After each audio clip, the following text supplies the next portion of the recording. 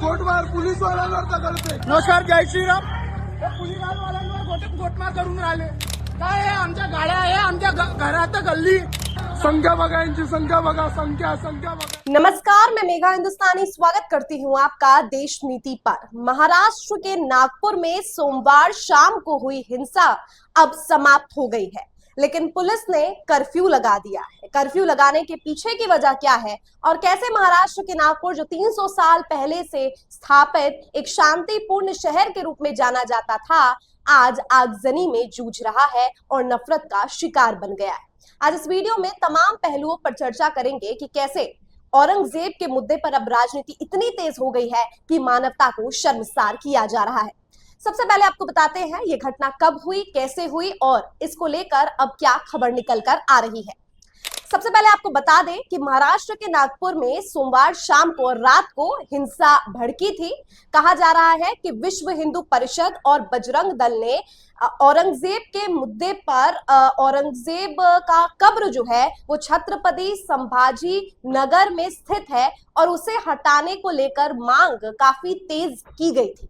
विश्व हिंदू परिषद और बजरंग दल ने ये मांग की थी, जिसके बाद हिंदुओं का एक संगठन काफी उग्र हुआ। कहा यह जा रहा है मुस्लिम जो समूह है उनके द्वारा कि कलमा लिखे गए एक कपड़े को जलाने का काम हिंदू संगठनों ने किया था, जिसके बाद ये दंगा भड़क गया। हालांकि पुलिस प्रशासन इस बात को महज अफवाह के रूप में देख रहे हैं और उनका ये मानना है, पुलिस प्रशासन का ये मानना है कि ऐसा कुछ भी नहीं हुआ जो मुस्लिम समूह जो है दावा कर रही है। अब सच्चाई क्या है ये तो आगे पता चलेगा, जब इन्वेस्टिगेशन होगी और तमाम तरीके की चीज सामने आएगी तब इससे जुड़े सभी अपडेट्स भी आप तक पहुंचाएंगे। लेकिन फिलहाल जो है इस मुद्दे को लेकर दोनों ही समूह में विवाद हुआ, फिर दंगा हुआ और इतना जो इसका उग्र इतना बड़ा स्केल ले गया कि नागपुर शहर में आगजनी हुई और इसकी वजह से अब इसका जो प्रतिकूल प्रभाव नागपुर शहर पर यह पड़ा है कि कर्फ्यू लगा दिया गया है पुलिस प्रशासन बल द्वारा।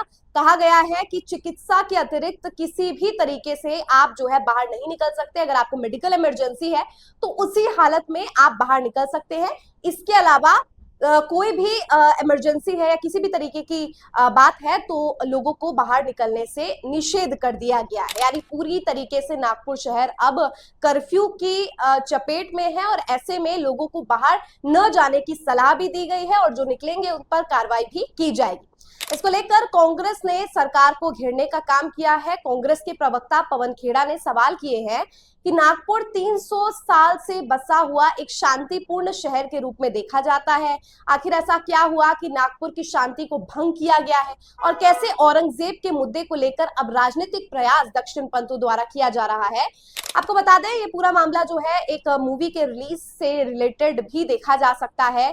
छत्रपति संभाजी महाराज की एक मूवी रिलीज हुई थिएटर में, जिसके बाद से हिंदू समुदायों द्वारा काफी उग्र जो है बिहेवियर नोटिस किया गया, चाहे वो दिल्ली में हो, चाहे नागपुर में हो, चाहे देश के अलग अलग राज्यों में औरंगजेब के खिलाफ काफी उग्रता लोगों के बीच देखी गई।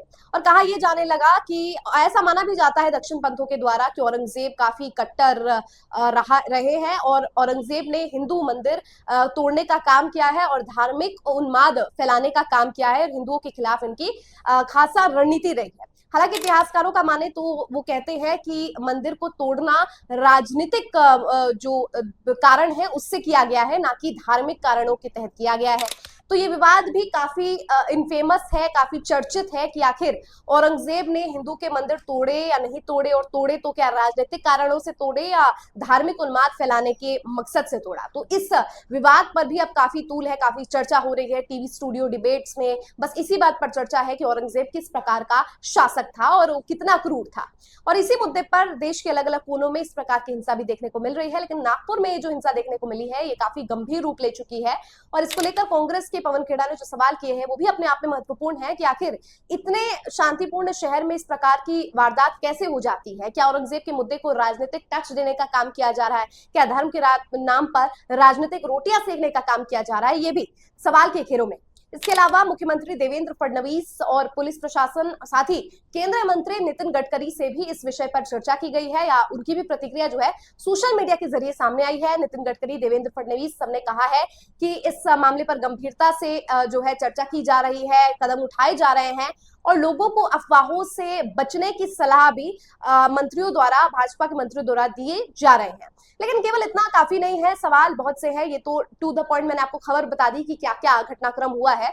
सवाल यह है कि आखिर कब तक धर्म की आड़ में राजनीति की जाएगी और कैसे पुलिस बल कभी अफवाहों को नकार देती है, कभी सिचुएशन को हैंडल करने में नाकाम हो जाती है, कभी सरकार की तरफ से केवल बयान आते हैं लेकिन कुछ भी कदम जो है महत्वपूर्ण उठाए नहीं जाते हैं कि इस प्रकार की स्थिति अगले शहर में ना हो।